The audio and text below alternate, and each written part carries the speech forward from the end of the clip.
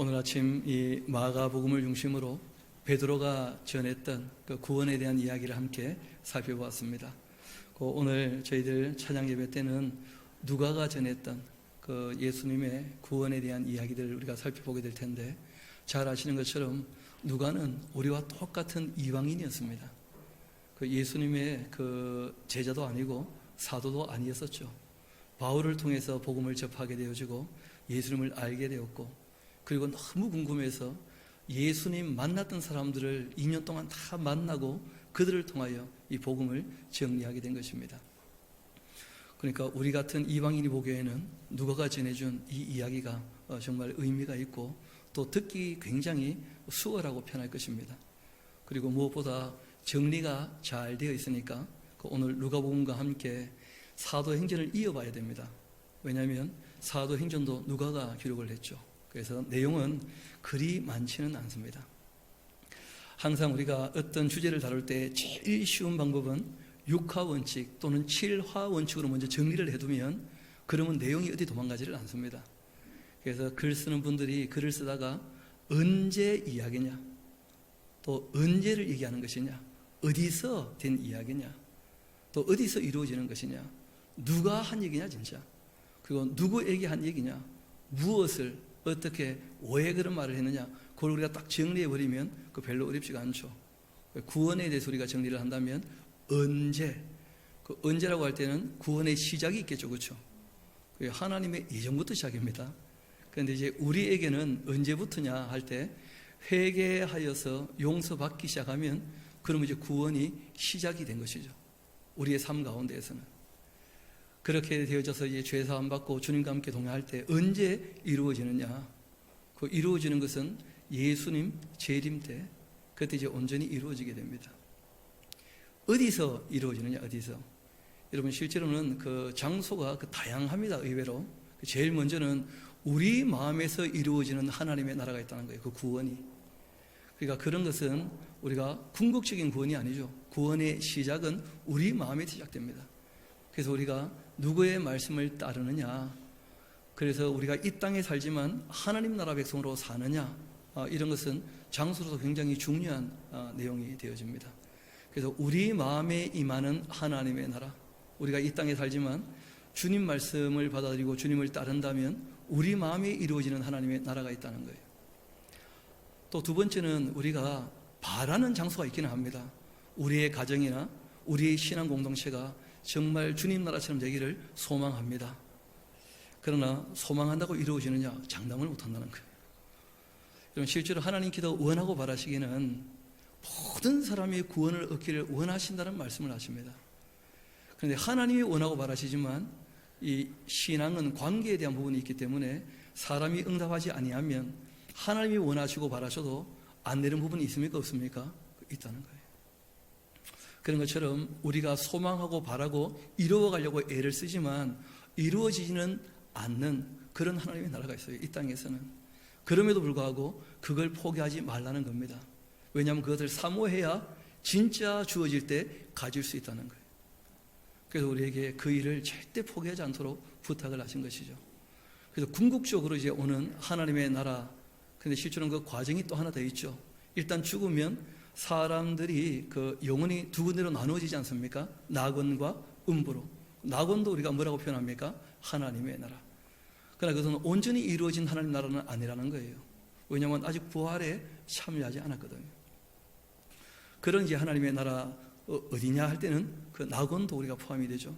그 다음 또 우리가 하나님의 나라 할 때는 아직 천국 아닙니다. 불이 붙은 유리바다 건너편에 있어요.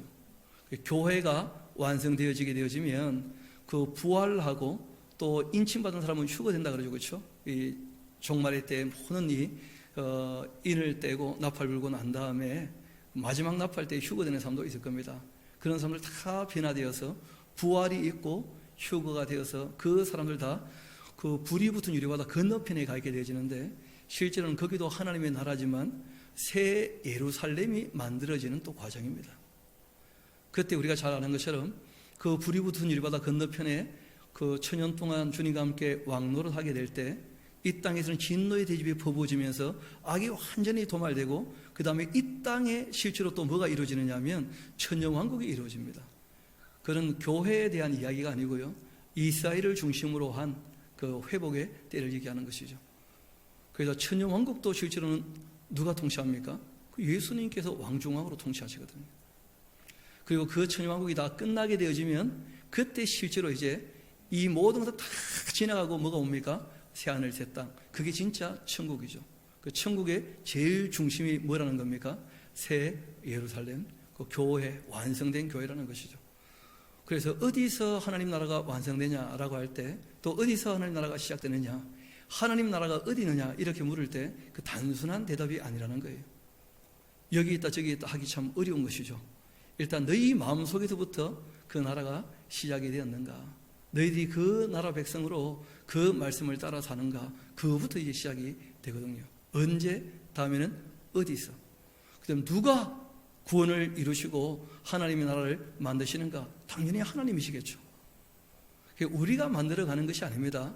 우리는 하나님 나라 백성답게 우리가 변화되어지고 성화되어지는 것입니다. 하나님 나라는 우리가 만들 수 없습니다. 어떻게 만들겠습니까? 우리는 하나님 나라 백성이 되는 것입니다. 백성이. 거기에 대한 오해가 좀 있는 것 같더라고요. 그래서 이 땅에 하나님 나라를 만들어 가자. 그래가지고 뭐 오히려 남들을 위협하고 하나님 나라에 안 들어오면 죽는다면서 그 어떻게 하신 겁니까 대체? 그 이상한 사람도 있어요. 아까 누가 그런 말씀 잠깐 하시더라고. 신앙생활 오래 하는데 더 못되지는 사람들이 있다는 거예요. 더 굳어져 버리고. 왜냐하면 진리도 사랑도 없이 종교성이 강해지면, 그럼 예수님 당시에 유대인들처럼 종교성이 강화되어져 가니까 유전과 전통 때문에 오히려 진리를 떠나버리는 거예요. 오히려 자기가 실제로는 주인입니다. 자기가 아는 게 전부이고, 그러니까 자기 마음에 안 들어오면 그건 다 적이 되는 거예요. 자기는 선한 존재고 자기 밖에 있으면 다 악한 존재고. 여러분, 그렇다면 오래 참음이라는 게 왜 필요하겠습니까? 그래서 우리가 하나님이 주인이시다 이걸 명확히 해놓지 아니하면 딴 사람을 대할 때 항상 경직되어지고 자유롭지 못합니다. 온유하지도 못하고 겸손하지도 못하고. 그래서 하나님께서 구원을 이루신다, 이걸 명확히 해야 됩니다. 누구에게? 택한 백성에게. 하나님이 누구를 택했는지 택하지 않았는지 그는 영원에 대한 문제이기 때문에 예정은 시간 안에 있는 일이 아닙니다. 하나님께서 창조하실 때 이미 예정하신 거예요. 시간 안에 있는 우리는 무엇인지를 잘 모릅니다, 실제로. 그래서 시간 안에 있는 우리에게는 이렇게 확인되는 것이죠. 택함 받은 백성이라면 부르실 때 응답할 거라는 거예요. 내 양은 내 음성을 듣는다. 그게 부지런히 불러봐야 돼요. 그리고 또 부름을 받았다면 어떻게 합니까? 진짜가 아니고 가짜도 있다는 거예요. 부름을 받을 때 돌이키는 것처럼 보이지만 돌짝박 받잖아요. 가시덤불 받잖아요. 실제로는 아닌 것들도 따라오더라는 거예요. 처음에 청함을 할 때 청함을 따라오는데, 그런데 문제는 예복이 준비 안 돼가지고 쫓겨나는 사람들도 얼마든지 있다는 거예요. 그렇지 않습니까? 그러니까 정말 택하셨는지 택하지 않으셨는지는 언제 알 수 있느냐? 주님 앞에 서게 되면 우리는 알 수 있습니다. 하나님은요 다 아셔요. 근데 자꾸 우리들에게 나는 예정되었습니까? 제가 되물어 봅니다. 내가 하나님입니까? 그걸 어떻게 합니까? 그걸 나한테 물으면 어떻게 해야 되지? 본인도 모르는 일이고 나도 모르는 일이에요. 끝까지 가봐야 됩니다.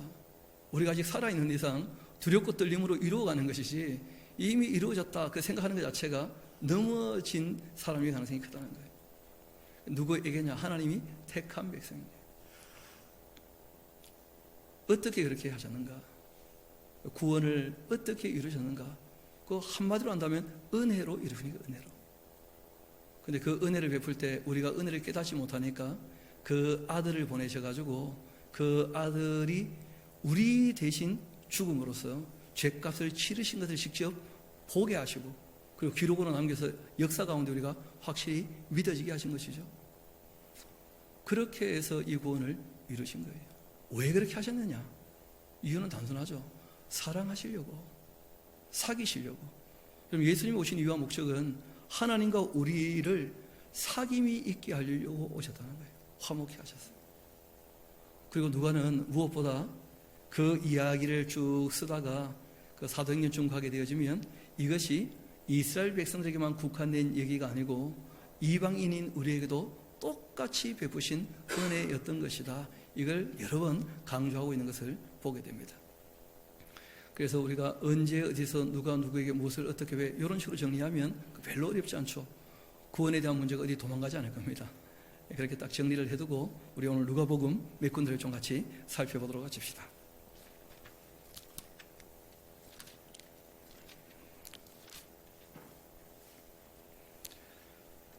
누가복음 1장 1, 2, 3, 4절은 우리가 꼭 보고 넘어가야 되겠죠. 우리 중에 이루어진 무엇에 대해서요? 그 사실 이야기입니다.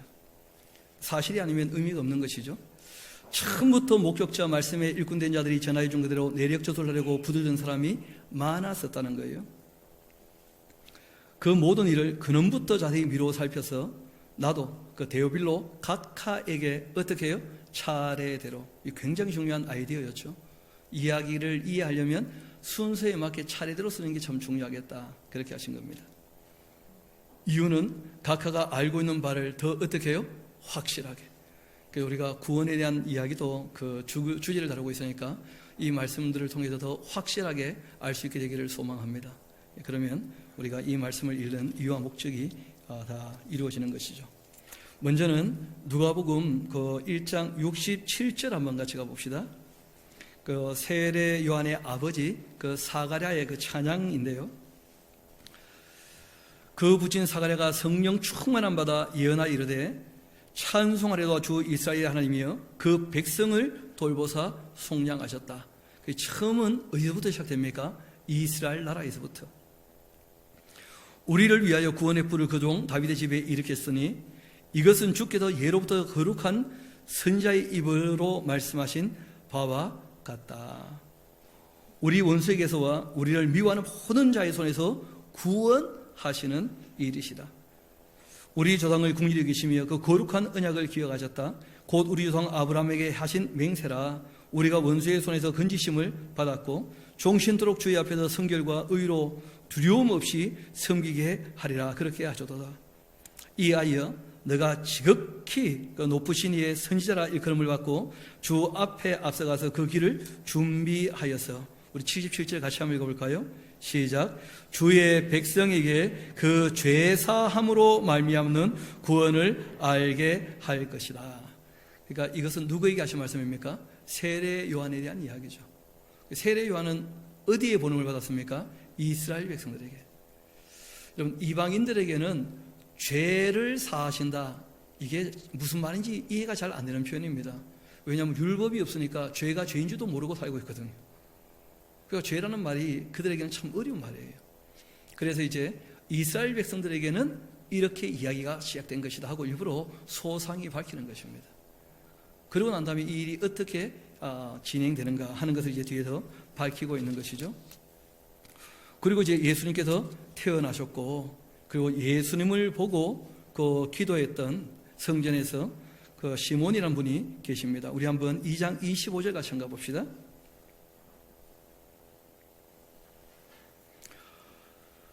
예루살렘에 이 시몬이라는 사람이 있었는데 이 사람은 의롭고 경건해서 이스라엘의 위로를 기다리는 자였고 성령이 그 위에 계셨습니다. 우리가 알기로는 오순절 임했다고 알고 있죠. 아닙니다. 성령님은 무소부지하신 하나님이십니다. 오순절날 교회에 성령님이 하나님이신 것이 계시가 된 거예요. 그러니까 계시가 되기 전까지는 성령 계셔도 성령님 계신 것도 잘 모르고 있지 않습니까? 또 성령님의 존재도 바르게 이해하지 못했다는 거예요. 그냥 하나님이 부리시는 천사 중에 좀 큰 분이신가, 여호와의 영 이런 식으로 표현이 되어지니까. 근데 알고 보니까 성부와 성자와 성령은 세 위격으로 있지만 한 분 하나님으로 우리에게 계시가 되었습니다. 왜냐하면 예수님께서 성령님을 그렇게 소개하셨거든요. 나와 다르지만 그러나 나하고 똑같은 보혜사이시다. 그렇게 소개를 하셨어요. 나와 똑같은데 다른 보혜사가 오실 것이다. 그리고 이제 그분이 그 교회에 계시가 되면서 성령님도 하나님이시구나. 그런 우리가 고백하게 된 것이죠. 당연히 시몬 같은 분께는 성령 함께 하셨습니다. 이어봅시다. 그리고 그가 주의 그리스도를 보기 전에 죽지 아니하리라 하는 그 성령의 지시도 받았다는 거예요. 성령의 감동으로 성전에 들어가며 마침 부모가 율법의 갈래대로 행하고자 해서 그 아기 예수를 데리고 오는지라 시몬이 아기를 안고 하나님을 찬송한 내용, 우리 같이 한번 읽어볼까요? 29절부터 그 32절까지 시작. 주제여 이제는 말씀하신 대로 종을 평안히 놓아주시는도다. 내 눈이 주의 구원을 보았사오니 이는 만민 앞에 예비하신 것이요 이방을 비추는 빛이요 주의 백성 이스라엘의 영광입니다. 스가랴하고 내용이 좀 다르죠. 스가랴는 세례 요한이 일할 때에는 어쩔 수 없이 이스라엘 백성들이 1차 대상이라는 거예요. 왜냐하면 원래 이스라엘 백성이 제사장 나라로 부름을 받지 않았습니까? 그런데 그 사역을 감당하지 못해가지고 1000년 동안 하나님하고 씨름해 봤는데 참 하나님께서 두 손 두 발 다 드셨죠. 우리 그냥 결별하자. 그래가 말라기가 기록된 거 아니에요. 그렇게 구약이 끝난 것처럼 보였지만 하나님께서 그 포기할 수 없다는 거예요. 그래서 이스라엘 구원에 대한 이 이야기는 교회가 완성되고 난 다음에 또 남아있는 것입니다. 여태까지 교회가 이 내용을 잘 발견하지 못했다는 것이죠.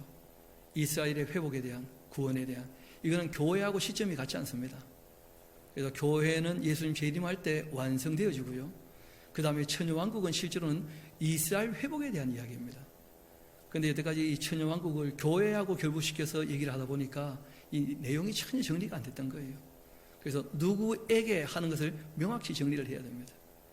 그래서 좀 전에 스가랴는 세례 요한을 소개하며 이스라엘 구원에 대해서, 그리고 이제 이 시몬은 그 예수님이 이제 오시면 어디까지요? 만민에게, 이방인들에게 진리의 빛을 비추실 것이다. 사랑의 빛을, 생명의 빛을 비출 것이다. 그렇게 말씀하신 거예요. 그런데 또 나중에 알고 보게 되어지면 직접 하신 겁니까? 아니면 제자들을 통하여 하신 겁니까? 그렇죠. 예수님께서는 이런 말씀하시죠. 내가 이스라엘 백성들 밖으로는 보냄을 받지 않았다. 아버지께 내가 3년 반 동안 이 이스라엘 백성들을 내가 돌보고 잃어버린 양을 찾으라고 내가 보냄을 받은 것이다 하고 이제 말씀을 하셨고, 그리고 누가 오셔야 됩니까?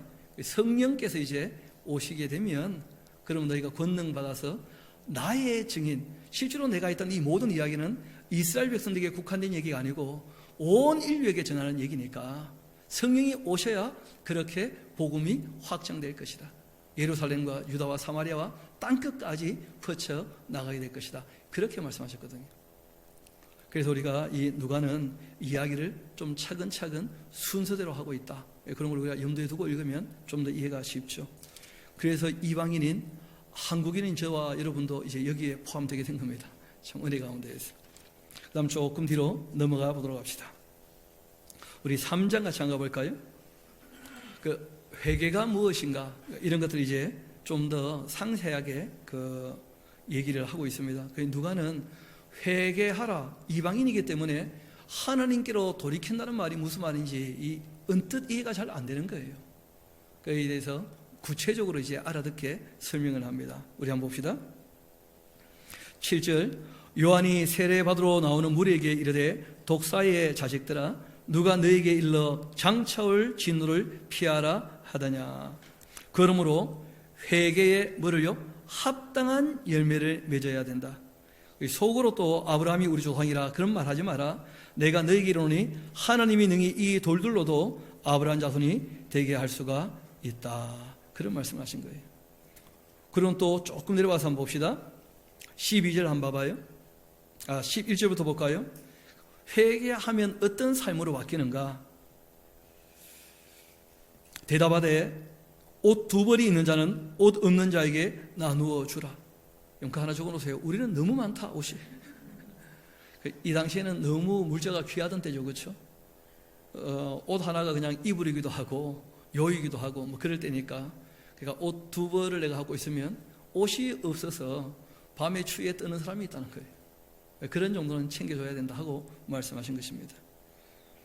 제가 좀 전에 일부러 넥타이 바꿔매고 다녔더니 다들 넥타이 또 바뀌었네 하면서 저 넥타이 많습니다.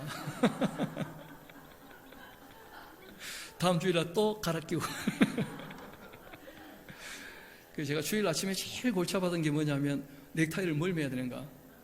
왜냐하면 사람이 손이 자꾸 가는 게 있잖아요. 그러니까 한 2, 3주 똑같은 거 딱 매면요 바로 연락 와요. 나도 드린 게 있는데. 그래가지고 제가 일부러 안 하는 거예요 그냥.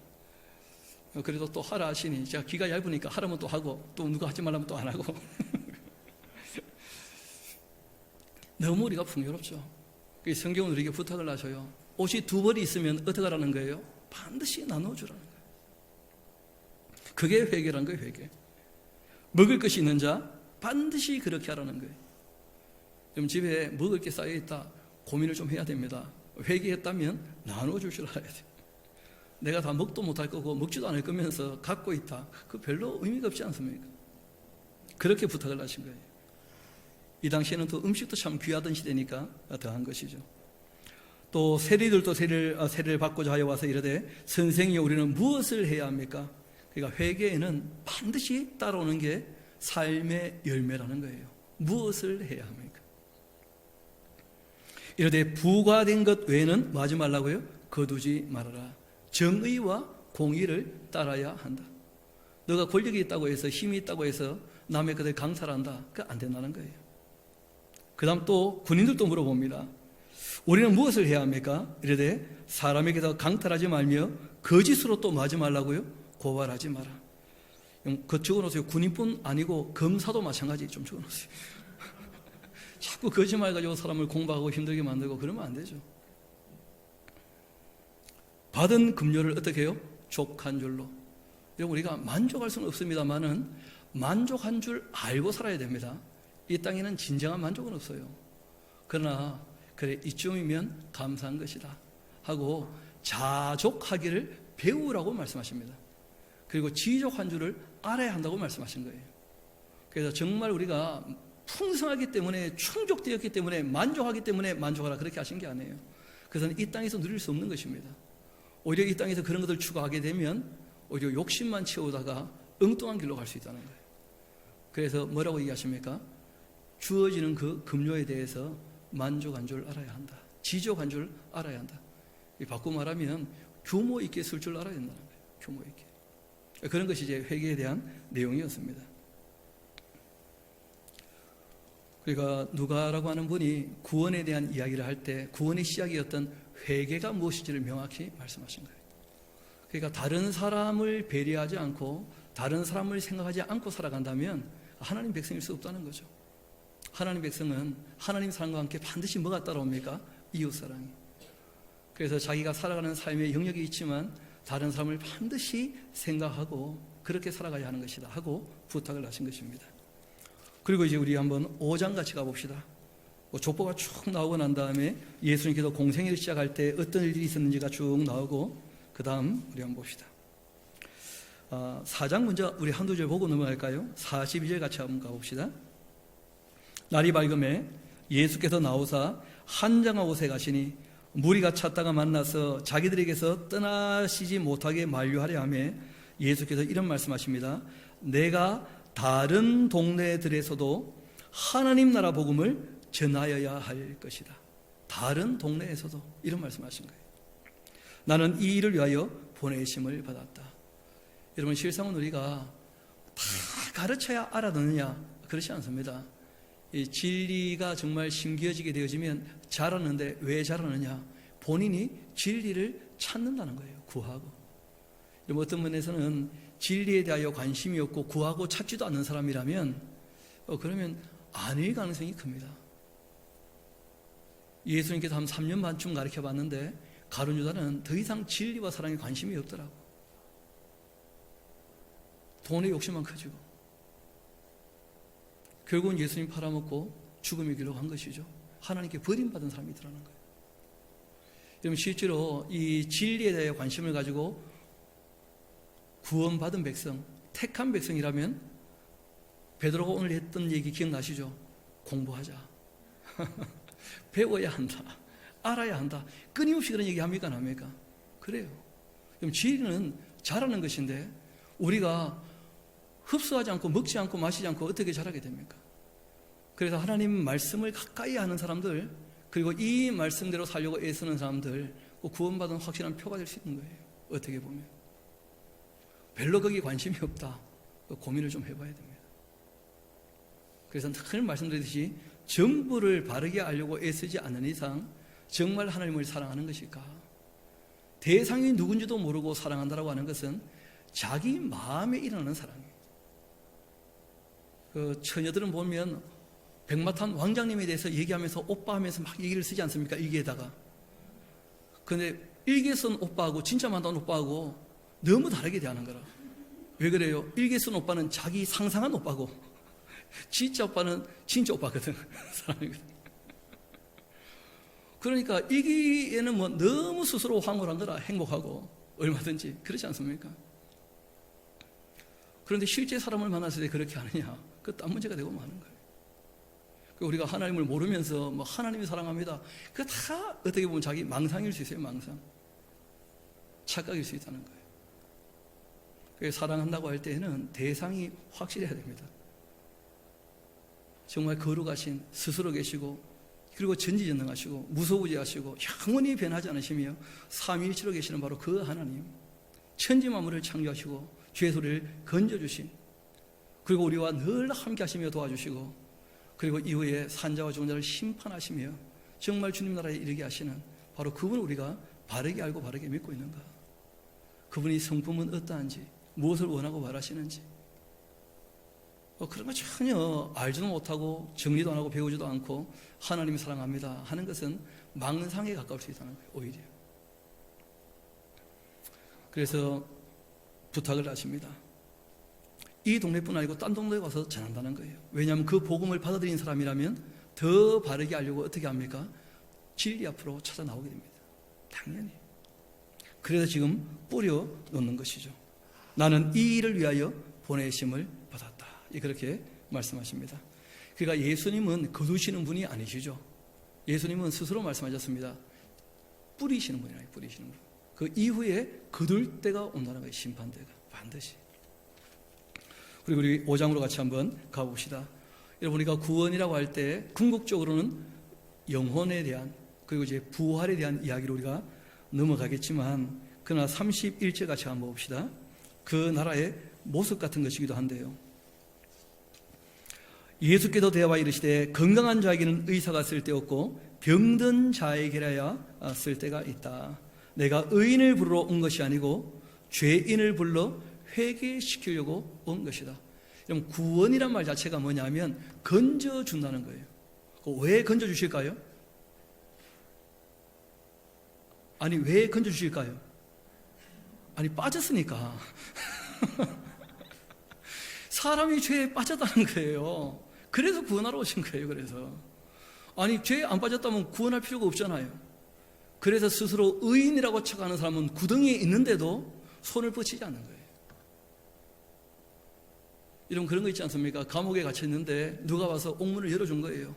왜냐하면 전쟁이 일어나가지고 적이 잡아놓은 거라, 어떻게 봤을 때. 그래가지고 승리를 했고 문을 열었어. 나오라고 부르는데 안 나오면 문이 열려도 갇혀있는 거라.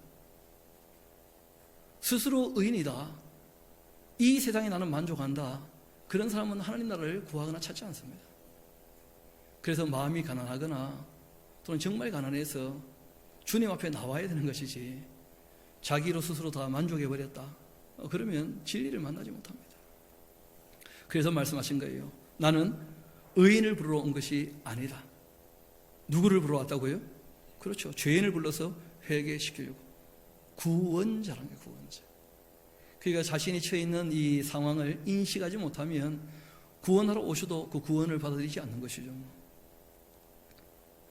그 다음 6장 우리 같이 한번 봅시다. 20절 한번 봅시다. 예수께서 눈들어 제자들을 보시고 이르시되 너희 가난한 자는, 마태복음에는 뭐라 되어 있죠? 심령이 가난한 자는. 그러니까 마태복음은 이사야서 66장에 있는 말씀들을 인용해서 말씀을 하신 것이고요. 누가복음은 이사야서 61장에 있는 말씀을 인용해서 말씀을 하신 거예요. 왜냐하면 가난한 자에게 복음이 전파된다는 그 예언이 이미 있었습니다. 이사야서를 보면. 또 마음이 가난해서 심령에 주의 말씀을 듣고 떠는 자 구원받는다, 그렇게 또 되어 있거든요. 두 가지 말씀이 다 있었던 거예요, 구약에. 그래서 누가 같은 경우는 심령이 가난한 자는 이미 있으니까, 그래서 이제 가난한 자는 하고 또 적으신 거예요. 뭐 둘 중에 누가 옳으냐? 다 옳습니다. 당연히. 왜냐하면 가난한 사람들이 이 땅에 만족하지 못하는 것이고, 실제로 예수님 따라온 사람들은 대부분 다 가난했죠. 얼마나 가난했느냐? 아니 그 말씀 들어왔으면 뭐 회비를 들고 와야 되는데 빈손으로 와가지고 예수님께서 다 먹이고 입히고 뭐 그런 일들이 있지 않습니까? 별로 그렇게 잘 사는 사람들이 많지 않았다는 그 당시에 예수님을 처음 믿게 되었을 때에는. 그래서 그들에게 오히려 복이 있다고 말씀하셨어요. 하나님 나라가 바로 너희들의 것이다, 그런 말씀을 하신 것입니다. 그리고 이제 7장으로 한번 같이 가보도록 합시다. 요한에 대한 이야기와 함께 구원받은 사람들에 대한 이야기를 하고 계시는데, 수준에 대한 이야기입니다. 우리 한번 28절 같이 한번 봅시다. 세례 요한에 대하여 이런 말씀하시죠. 내가 너에게 말하노니 여자가 낳은 자 중에 요한보다 큰 자가 있습니까? 없습니까? 없어요. 그러니까 예수님의 가르침을 듣기 전 구약의 율법을 가지고 살았을 때 요한 정도라면 진짜 위대한 인물인 거죠.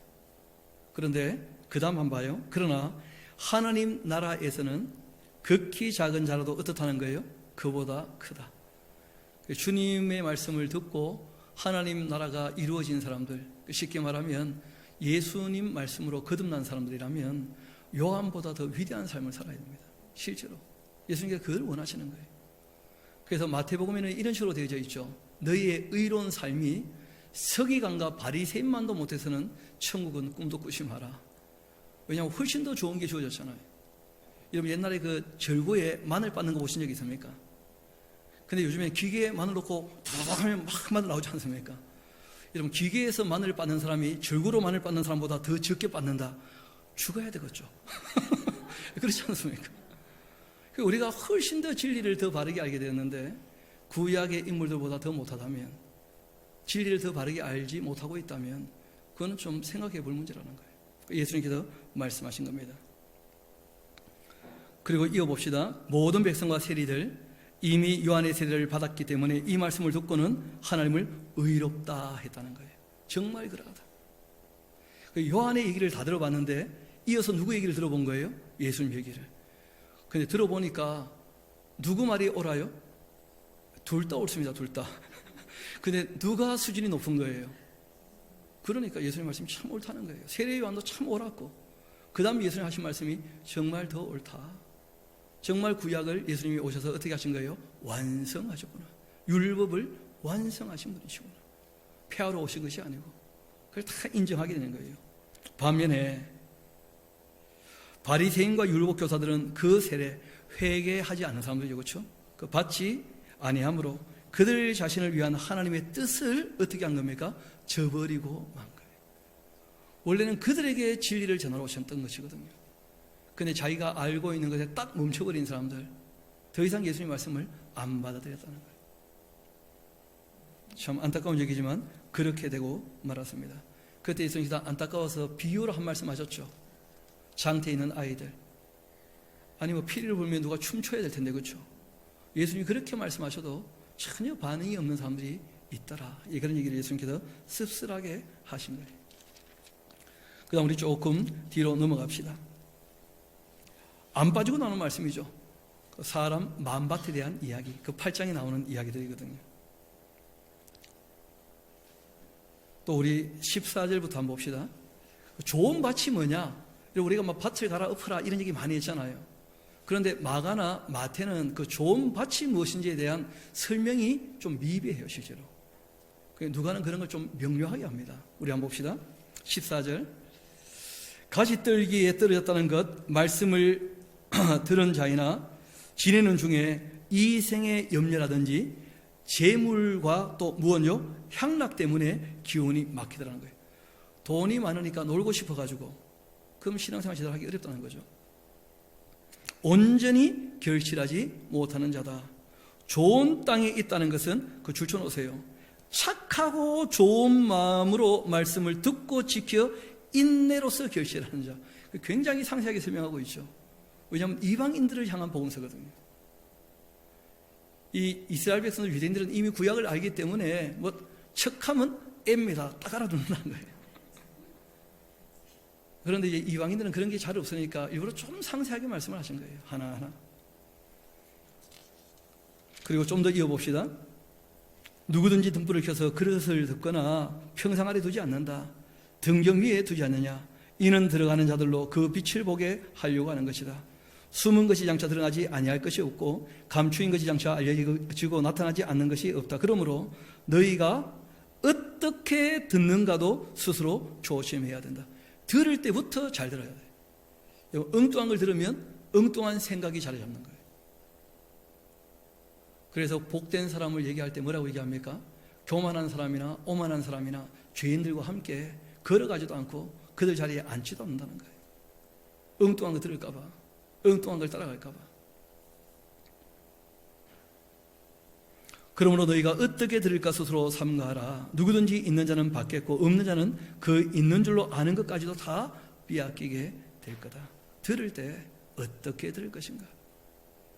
정말 겸손한 자세로 분별력을 가지고 그렇게 들어야지. 분별력이 없으면 참 문제가 커지는 거예요. 이 분별력을 가지는 방법은 딴 데 있지 않습니다. 성경이 우리에게 얘기하셨어요. 지혜를 가지라는 거예요. 지혜를. 그래야지 분별력이 생깁니다. 어떻게 하면 지혜를 가지느냐? 자문을 부지런히 보시면 돼요. 그 자문이 바로 분별력을 길러주는 아주 중요한 책입니다. 의로운 삶이 무엇인지, 선한 삶이 무엇인지, 어리석은 삶이 무엇인지, 미련한 삶이 무엇인지 명확히 분류해가지고 우리에게 알려주고 있어요. 어떻게 살아야 하는지. 그러니까 그런 내용들을 안 보고서 지혜를 구한다. 안 주십니다. 준 것도 소중히 안 여기는데 뭘 또 더 주시겠어요? 일단 그것부터 우리가 좀 소중히 여겨야 할 것입니다. 어떻게 듣는가? 그런 말씀도 하신 것이죠. 그리고 우리 9장으로 같이 한번 가봅시다. 하나님 나라의 모습을 먼저 조금 보여주신 게 있다는 거예요. 하나님 나라를 전파하며 앓는 자를 고치셨다는 거예요. 무슨 말이냐면 여러분 실제로는 병에서도 구원받아야 되거든요. 그런데 이 땅에서는 그게 다 되어지지 않습니다. 왜냐하면 결국 죽기 전에는 병이 다 걸려요. 그래서 저 하늘에는 눈물이 없네. 거기는 기쁨만이 있네. 왜냐하면 이 땅의 모든 어려움, 아픔, 괴로움, 특별히 병으로 말미암아 오는 괴로움도 그 적은 괴로움이 아니거든요. 애들은 조금 다른 것 같아요. 얼마 전에 교회 어린이 친구 하나가 입원해가지고 찾아갔더니 병원 더 있고 싶대. 이유는 학교 가기 싫었어. 뭐 애들은 그럴 수 있겠죠, 애들은. 그러나 실제로는 안 아프니까 그런 말을 하지. 더 아파봐봐요. 그게 그렇게 쉽게 나오겠습니까? 그런 말이. 실제로 우리가 벗어나야 될 게 꽤 많아요. 이 땅에는 돈이 없으면 참 비참하게 되지 않습니까? 극빈이라고 하는 이런 가난에서 벗어나야 되거든요. 그런데 그 벗어나지 못하고 인생 마감하는 사람도 얼마든지 있다는 거예요. 예수님 설교 좀 이따 우리가 보게 될 텐데 거지 나사로 이야기를 보면 죽을 때까지 극빈에서 벗어나지 못하는 거예요. 그때 예수님께서 이런 말씀하시죠. 원래 너가 이 땅에서 받았어야 되는데, 왜냐하면 다 몫을 나누어 주셨거든요. 생명을 낼 때 그에게 주신 몫이 있다고. 그 이스라엘 백성들은 자기 땅이 다 있지 않습니까? 기업이 50년이 되면 다 본주인에게 돌려준다. 원래 다 하나님께서 생명을 내실 때 누구나 다 필요한 것을 공급해 주시기로 하셨었는데 세상이 악해지는 바람에 그게 안 되는 거예요. 그래서 주님 나라 가게 되어지면 그 모든 것에서 구원을 받는 거예요. 극빈도 또 슬픔도 애통도 아픔도 뭔가 무엇에서도요? 질병에서도. 그걸 예수님께서 미리 어떻게 하신 겁니까? 표적으로 보이신 거예요. 내가 그렇게 할 능력이 있지 않냐는 거예요. 그러니까 다 낫게 하신 게 아니고 또 다 나을 수 없는 것입니다. 또 다 나아서도 안 되고 그러면 사람들이 또 천국을 사모하지도 않을 거거든요. 다 되어버리니까. 그래서 그렇게 하지 않으시고 이 땅에서 예수님께서 능력을 표적으로 초림 때 보이시고 재림 때 온전히 이루실 줄 믿습니다. 거기에 대한 약속을 하신 거예요. 그 하나님 나라를 사모하고 바라보라는 거예요. 그래서 모든 질병에서 해방해 주신다. 이 그런 하나님 나라의 모습을 우리에게 보여주고 있죠. 그리고 조금 더 봅시다. 예수님께서 늘 무슨 얘기를 하시느냐? 10절, 11절 우리 같이 한번 읽어봅시다. 시작. 사도들이 돌아와 자기들이 행한 모든 것 예수께 여쭈니 데리시고 따로 베세다라는 고을로 떠나가셨으나 무리가 알고 따라왔거늘 예수께서 그들을 영접하시고 하나님 나라의 일을 이야기하신 거예요. 예수님 이야기의 주제가 뭐였다는 거예요? 하나님 나라. 내가 너희를 구원하는데 내 말을 받아들이는 사람들이 바로 택한 백성들이야. 그러면 이 땅에서부터 내 말을 따라 살아야 돼. 그런 사람들 나와 함께 영생 복락을 누릴 것이거든. 그러나 이 땅에 죄를 지었던 그 육체, 죄 아래 태어난 그 육체, 생명나무를 먹지 못하고 에덴에서 쫓겨나서 그 죄 아래 태어난 모든 사람은 한 번 죽는 게 다 정해져 있다고. 그 후에 부활과 영생이 있는 거예요. 예수님께서 말씀하셨던 그 말씀의 요지는 딴 게 아니었다는 거예요. 하나님 나라에 대한 이야기였다는 거예요. 그 얘기를 전하신 거예요. 그리고 난 다음 우리가 잘 아는 대로 예수님께서 제자들에게 너희는 나를 누구로 하느냐 그렇게 물어보시고 변화산에서 자신의 변화된 모습을 보여주고 계시죠. 그때 아침에 읽었던 말씀이지만 중요하기 때문에 모든 복음서에 또 이 말씀이 기록되어 있습니다. 우리 한번 9장 23절 같이 한번 봅시다. 또 무리에게 이르시되 아무든지 나를 따라오려거든 자기를 부인하고 날마다 제 십자가 지고 나를 따를 것이라. 누구든지 제 목숨을 구원하고자 하면 잃게 될 것이고 누구든지 나를 위하여 제 목숨을 잃으면 구원 얻게 될 것이다. 그러니까 자기가 자기 인생의 주인이냐 하나님이 자기 인생의 주인이냐 이게 가장 큰 차이라는 거예요. 사람이 만일 자기가 주인이 되어서 온 천하를 얻고도 결국 자기를 잃든지 빼앗기든지 하면 무엇이 유익하겠는가? 우리는 주인 될 만한 능력이 없지 않습니까? 그거 조심해야죠. 겸손하고. 누구든지 나와 내 말을 부끄러워한다면 인자도 자기 아버지와 거룩한 천사들의 그 영광으로 올 때에 그 사람을 부끄러워할 거야. 내가 참으로 너에게 이르노니 여기 서 있는 사람 중 죽기 전 하나님 나라 볼 자가 있다. 그리고 실제로 이 제자들 중에 세 사람에게 보여주셨죠. 그 베드로와 야고보와 요한에게 예수님 변화된 모습과 함께 하나님 나라의 그 흔적 가운데 한 가지였죠. 모세도 엘리야도. 죽었습니까? 다 살아있습니까? 다 살아있는 거예요. 여러분 잘 아시는 것처럼 예수님께서 이런 말씀하신 적이 있죠. 하나님은 아브라함과 이삭과 야곱의 하나님인데 죽은 자의 하나님이십니까? 산 자의 하나님이십니까? 그러면 아브라함이 이삭이나 야곱은 죽었다는 거예요? 안 죽었다는 거예요? 그러니까 육신은 땅에 묻혔는데 낙원의 영혼이 다 있다는 거예요. 그러니까 실제로 사람의 본질은 육체가 아니었던 거죠. 이거는 우리가 다 홀연히 변화되어 부활한 몸을 갖게 될 것입니다. 실제로 그 사람의 인격, 그 영혼이 있다는 거예요. 그 영혼은 결코 죽지 않는 것이죠. 그래서 구원이라고 하는 것이 무엇이냐? 영혼이 먼저 낙원에 이르는 영혼 구원이 있어야 될 것이고 예수님 재림하실 때 부활에 참여하는, 그래서 우리가 구원을 온전히 이루게 되는 것이죠. 그래서 그 과정도 우리가 시점을 조금 알아두면 헷갈리지 않게 된다는 거예요. 그래서 성경이 우리에게 말씀하십니다. 하나님 나라의 모습 잠깐 보여주셨다는 거예요, 예수님께서. 그래서 이분들은 아주 힘있게 전하죠. 왜냐하면 본인들이 직접 봤기 때문에. 특별히 베드로는 거기에 대해서 아주 힘주어 얘기하는 것들을 우리가 알 수 있습니다. 그리고 난 다음 우리 9장 60절 같이 한번 봅시다. 예수님께서 자신을 따르라 말씀하시고 이런 말씀하셨습니다. 이르시되 죽은 자들로, 죽을 자입니까? 죽은 자입니까? 죽은 자들로 자기의 죽은 자들을 장사하게 하라. 죽은 사람이 어떻게 죽은 사람을 장사하죠? 이게 무슨 말이냐면 그 요한복음에 좀 더 명료하게 말씀을 하시는데 하나님과 사귐이 없는 사람이라면 살았지만 이미 죽은 것과 똑같다는 거예요. 그러니까 예수님을 따르지 않을 것 같으면 이미 죽은 자예요. 죽은 자는 그 죽은 자들 그 장례하고 정말 너가 영생을 소망한다면 그러면 너는 나를 어떻게 하라는 거예요? 따라와야 한다. 그런 말씀을 하신 거예요. 그래서 뭐 살았다 이름은 가졌으나 죽은 자로, 그 죽은 자 할 때 이 죽은 자인 거예요. 알고 보면 겉보기에는 다 살아있는데 주님과 영원히 사귀지 못하는 존재라면 살아있어도 죽은 것과 똑같다는 거예요. 꽃을 꺾어 놓으면 아무리 예뻐 보여도 이미 꺾여버린 꽃은, 뿌리가 없는 꽃은 죽은 거나 마찬가지죠. 그래서 우리가 그런 얘기 하잖아요. 어떤 사람은 죽어가는 사람이 있고, 인생이라는 게 뭐냐? 죽어가는 사람이 있고, 어떤 사람은 살아가는 사람이 있다는 거예요. 그렇지 않습니까? 시간이 지나면 죽어가는 겁니까? 살아가는 겁니까? 그러니까 영생을 바라보지 못하는 사람은 죽어가는 거예요. 영생을 바라보는 사람은 살아가는 거예요. 인생은 영원히 살기 위하여 이 땅에서 바르게 살아가는 것이죠. 끝까지. 이어령 교수님 얘기 아침에 잠깐 드렸습니다마는, 이분이 죽음은 무엇이냐? 죽음은 탄생으로 돌아가는 것이다. 그 참 괜찮은 얘기를 했죠.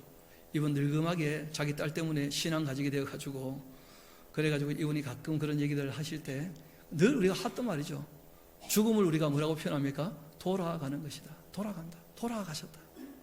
자기가 비로소 이제 죽음을 눈앞에 두니까 그게 실감된다는 거예요. 그래서 더 이상 죽음이 두렵지 않답니다. 왜냐하면 돌아갈 곳이 있으니까. 오히려 인터뷰하는 기자에게 한마디 하더라는 거예요. 자네는 갈 데가 있는지. 아니, 갈 데가 있어야 될 거 아니에요. 갈 데가. 참 사람이 갈 데가 없으면 참 그만큼 처량한 일이 없거든요. 한번 생각을 해보세요. 그런지 안 그런지. 지난주에 기억나시는 것처럼 서울에서 강좌 듣고 여기까지 오셨다가 계시록 같이 들으시고 또 예배하시고 올라가신 분, 그분이 부산 올 때 제일 걱정되는 게 뭐냐면 잠자리가 있는지 물어보시더라고요. 그래서 제가 말씀드렸어요. 교회 근처에 찜질방도 있고. 그랬더니 됐습니다. 교회 연휴부실도 있고 한데 어떠신지 했더니, 아이고 그렇게 민폐 끼치기는 원하지 않으니까 두 분이 같이 오셨거든요. 찜질방에도 주무시고 이제 예배하시고, 그리고 난 다음에 이제 올라가시면서 참 복되었다 그런 말씀들 하셨었는데, 갈 데가 없다는 거, 그 참 문제가 크거든요. 그래서 우리가 이후에 어디로 돌아갈 것인가? 그리고 난 다음 예수님께서 제자를 70명을 또 파송하시면서도 똑같이 천국 복음을 전파하실 때 치료하도록, 병을 고치도록, 귀신을 쫓아내도록. 왜냐하면 악령의 활동은 합법적인 겁니까? 불법적인 겁니까? 불법이지만 허락하신 거거든요. 당분간 정한 때까지만 활동하도록. 그러니까 불법을 행하는 자들을 두려워할 필요 전혀 없다는 거예요. 그러니까 나의 삶의 주인은 누구시라고요? 그걸 명확히 하면, 우리가 진리 앞에서 온전히 서면 어두움은 물러가는 줄로 믿습니다. 예수님 하신 말씀이, 한 마리 쫓겨나도 7마리 더 데리고 들어오는 수가 있으니까, 집 비어 있으면. 그러니까 집 주인이 하나님이시라면 그럼 더 이상 너 들어올 수 없죠. 우리가 그렇게 이 악은 추방하는 거예요. 쫓아낸다고 나가느냐? 여러분, 귀신은요, 나갔다 해도 거짓말하는 거고요, 안 나갔다 해도 거짓말하는 거예요. 그러니까 거짓말하는 귀신의 말을 듣는 순간부터 헷갈리기 시작해. 그러니까 그 아무 의미가 없고 예수님 말씀을 직접 들어야 돼요. 내 이름으로 명하는 것으로 끝내라는 거예요. 꼭 고함을 질러야 명하는 게 아닙니다. 왜냐하면 우리가 말해야 알아듣는 게 아니거든요. 여러분, 악령도 영이기 때문에 사람들의 영이 하나님께 속해서 하나님을 주인으로 섬기는지 그렇지 않은지 어느 정도 파악을 하는 모양이라고 보니까, 그래서 그 사람이 정말 하나님을 주인으로 모시고 있다면 더 이상 하나님께서 심지가 경고하면 평강으로 붙으신다는 거예요. 당연한 이야기죠. 그렇지만 남아있는 게 한 가지 있습니다. 악한 사람의 활동 때문에 고난은 여전히 남아있다는 거예요. 악령이 활동 안 해도 누가 활동한다고요? 악한 사람들이. 그러니까 우리가 그런 걸 염두에 두고 살아가시면 되겠죠. 우리 그 다음 10장 25절 봅시다. 어떤 율법교사가 일어나 예수를 시험하여 이르되, 선생님, 내가 무엇을 하여야 영생을 얻으리까? 영생의 관심이 참 많죠. 그때 예수님 대답이 중요한 거예요. 나를 믿으라, 이렇게 하신 게 아닙니다. 뭐라고 하셨느냐 하면, 예수께서 이르시되 율법에 뭐라고 기록되어 있고 너는 그것을 어떻게 읽고 있느냐, 이렇게 물으신 거예요.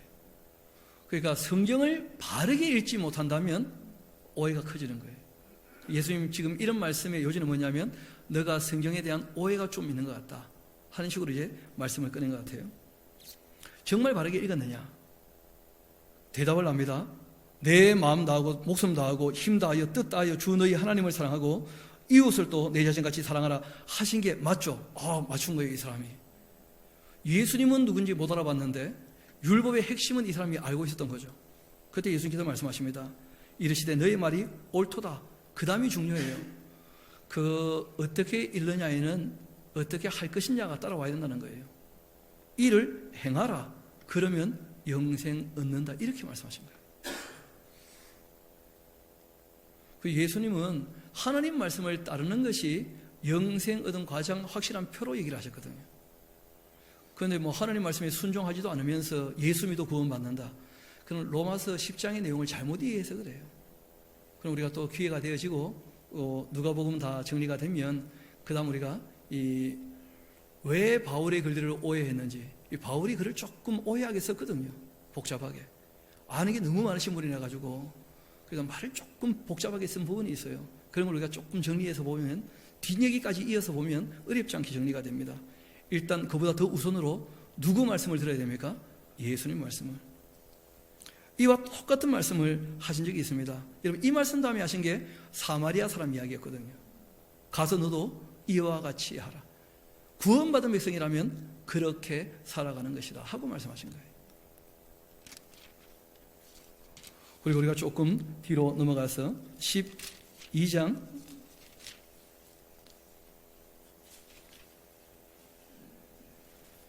13장 같이 한번 봅시다.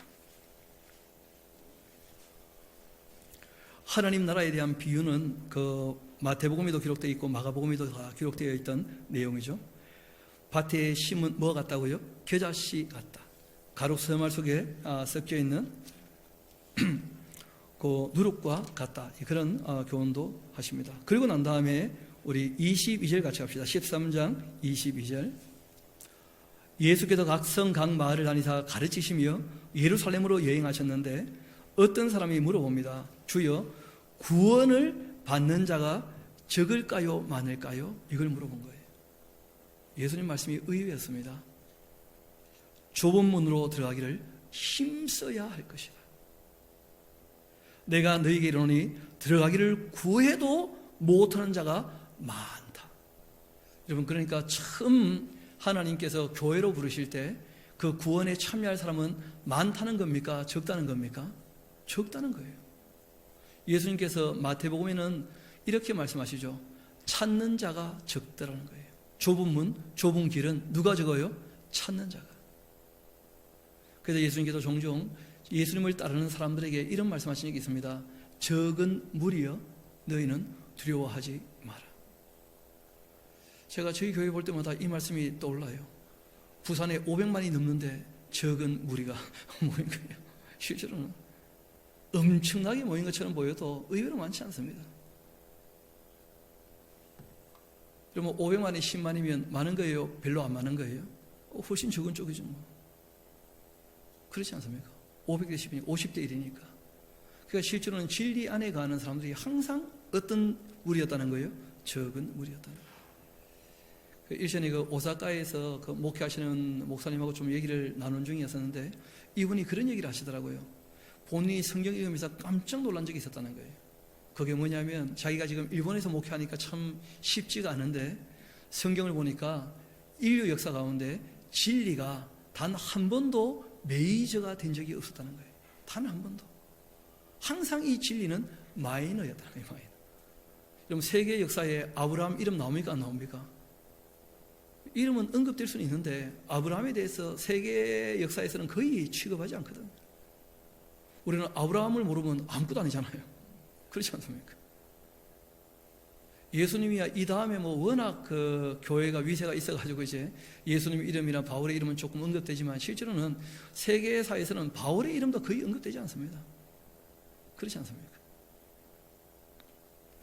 단 한 번도 이 진리가 메이저가 된 적이 없다는 거예요. 이유는 이 진리를 따르는 길은 뭐라는 거예요? 좁은 길. 좁다는 말은 어렵다 이런 뜻이 아닙니다. 여러분, 길이나 문은 다 들어갈 수 있게, 다 걸어갈 수 있게 만들어 놓은 거예요. 어렵게 걸어가지 않습니다. 이유는 어디 있느냐? 찾는 자가 적다는 거예요. 여러분, 진리가 옳다는 거 다 아는데 사람들이 의외로 양심을 속이고 살아가고 싶지 양심을 깨끗하게 해서 말씀을 따라 살려고 하는데 많은 부담들을 느끼더라는 거예요. 찾는 자가 적습니다. 그래서 우리가 그 마지막 이렇게 결론 내리신 거예요. 30절 봅시다. 보라, 나중된 자로 먼저 될 자가 있고 먼저 된 자로 나동절자가 있다. 실제로 이제 이 말씀하셨던 이유들은 우리가 역사를 통하여 확인할 수 있는데, 이방인 교회를 먼저 부르시고, 그리고 교회가 완성된 다음에 이스라엘을 다시 부르셔서 이스라엘을 중심으로 한 회복의 때가 있게 될 것이다 하는 것을 여러 번 그 말씀을 하신 것입니다.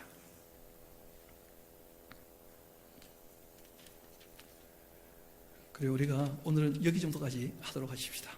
그렇게 해서 다음 시간 좀 더 이어서 누가복음과 사도행전 이어가면서 구원에 대한 얘기들을 나누면 참 좋겠습니다.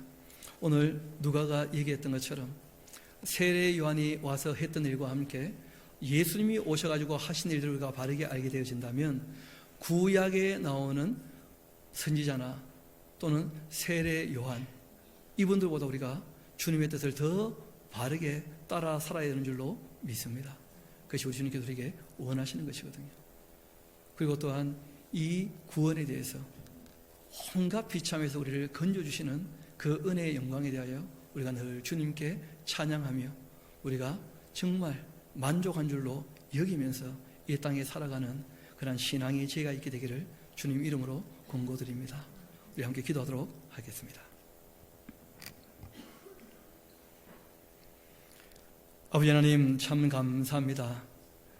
저희들에게 성경을 통하여 주님의 사람들의 그 많은 수고를 통하여 하나님의 뜻을 밝히 알게 하여 주시니 감사드립니다. 우리가 이 말씀을 가까이 함으로 하나님은 어떤 분인지와 주님께서 무슨 일을 하셨는지, 또 무슨 일을 하고 계시는지, 또 무슨 일을 앞으로 하실지, 그리고 그 무엇보다 영원한 하나님 나라를 준비하실 때 우리를 거기에 초청하시며 이 땅에서부터 어떻게 살아가야 되는지 말씀하신 내용들 우리가 늘 마음에 새기며 그 말씀을 따라 사는 진정 회개하여 용서받아 죄사함 받은 사람답게 늘 살기를 소망합니다. 주님, 그러나 우리가 연약하여 때로 넘어지오니 말씀하시기를 의인은 7번 넘어져도 또 일어난다 말씀하신 그 말씀 의지하여 우리가 이번 한 주간 또한 주님의 뜻을 따라 살기를 소망합니다. 지나간 모든 과거나 시간들은 우리가 단절하고 우리가 주의 말씀을 들은 그날부터 주님 말씀을 따라 사는 하나님의 백성다운 삶을 살기를 소망하오니 연약한 저희들을 도와주옵소서. 모든 걸 주님께 의탁합니다. 감사드리며 우리 구주가 되시는 예수님 이름으로 기도합니다.